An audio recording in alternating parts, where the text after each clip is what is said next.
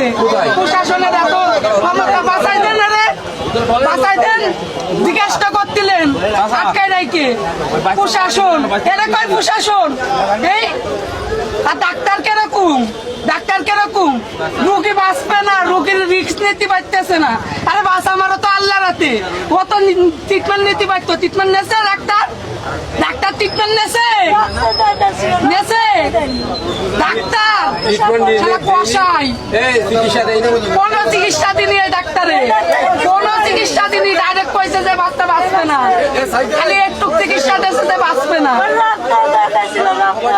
এই সদরের ডাক্তার যদি ট্রিটমেন্ট দিত তা আমার মেয়ে এখনো বাইচে থাকতো ভাই, আমার বিশ্বাস। আমি তো নিয়ে আইসি ওরে কোলে করে এই সদর পর্যন্ত, তা আমি করছি ভাই, ও বাইচে থাকতো যদি ডাক্তার গুলো ট্রিটমেন্ট দিত, এখনো বাইচে থাকতো। মানে ওরা খেলা করতে করতে বোম পাইছে কোন জায়গাতে, ওই নিয়ে এসে ঘরের ভিতরে খেলা করতেছে, ঘরের ভিতরে বোম ফুটে গেছে। তারপরে যে ওই সদরে নিয়ে চলে আসলাম, ওই বোম ফুটার পিট পিটিয়ে মনে করেন তো ওই ছেলে সুস্থ ছিল, তো ছেলে ঘরের থেকে বেরোয় আইছে।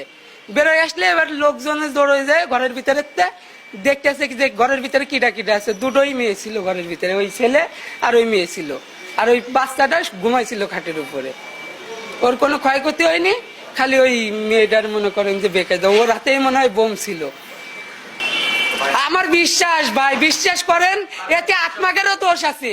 আত্মারা প্রশাসন তাই কি হয়েছে, আত্মাকেরও দোষ আছে। আত্মারা ইমার্জেন্সি আত্মাকেরটা দেখাইছেন, আমাকেরটা দিয়েছেন, আমাকে রুগী দিয়েছেন, ওই দেখেন যাই দেখে আসেন। আত্মাকের দোষ ভাই, আত্মারা সময় মেলা, আত্মাকের মেলা সময়ের মূল্য না, এর জন্য আমাকে আটকায় রেখে দিয়েছেন, দিয়ে গাড়িতে টানাই লাভাচ্ছেন, আবার গাড়ির ভিতরে পাঠাচ্ছেন, আমরাও যাব, যার কারণে রুগী মরল। যদি রুগী নিয়ে মনে করেন এইখান থেকে ট্রিটমেন্ট দিলি, যদি আমরা নিয়ে চলে যাইতাম, তাহলে মনে করেন আমরা সহজে পৌঁছে যাইতাম। এই আত্মাকের কারণে আমরা পৌঁছতে পারিনি, আত্মাকের কারণে জাতি জাতিই গাড়িতে মারা গেছে, খালি আত্মাকের ভুলের কারণে, আত্মাকের ভুলের কারণে।